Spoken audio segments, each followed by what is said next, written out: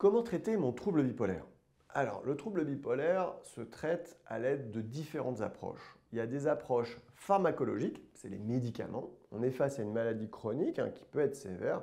Et donc, l'enjeu est très important de vraiment éteindre les épisodes et de supprimer la répétition de ces épisodes-là. Vraiment, tout l'enjeu, c'est d'empêcher la récurrence des épisodes.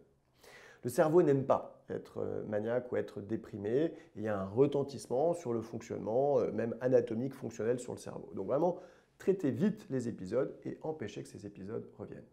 Les thymorégulateurs sont la classe de médicaments qui vont stabiliser cette humeur et empêcher les nouveaux épisodes.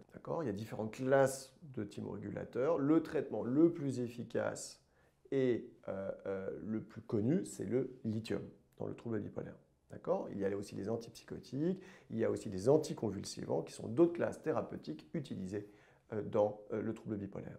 Il y a d'autres approches dites psychothérapeutiques, donc non médicamenteuses, qui vont aider aussi à stabiliser, à traiter la maladie.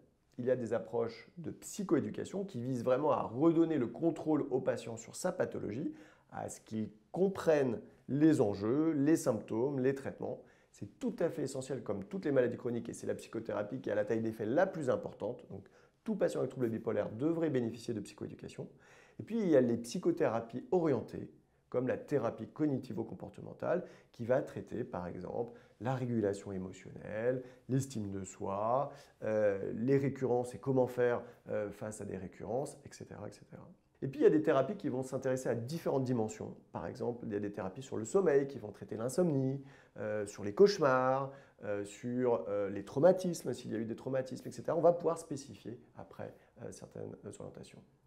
Il y a l'approche neuropsychologique qui, là, s'il y a des altérations des fonctions cognitives, très concrètement, c'est la concentration, le fait de notre mémoire de travail, notre mémoire procédurale exécutive sur comment réaliser les choses, etc., qui parfois sont impactées avec la maladie, là aussi on va pouvoir traiter ces dimensions-là. Il y a des traitements aussi qu'on appelle physiques ou neuromodulateurs qui vont avoir des stimulations magnétiques, électriques ou autres, qui vont passer directement par des stimulations dans le cerveau. Il y a des traitements aussi dits chronothérapeutiques, donc la luminothérapie, la mélatonine, le traitement sur les rythmes, veille-sommeil, etc. Donc ces dimensions veille-sommeil. Il y a des traitements aussi importants. L'activité physique est très importante dans la stabilisation de l'humeur. Tout ce qui est nutrition sont des dimensions aussi qui sont très importantes. Et donc il y a, vous voyez, il n'y a vraiment pas que les traitements, il y a beaucoup d'autres dimensions qui vont pouvoir aussi être explorées et traitées pour stabiliser cette maladie chronique.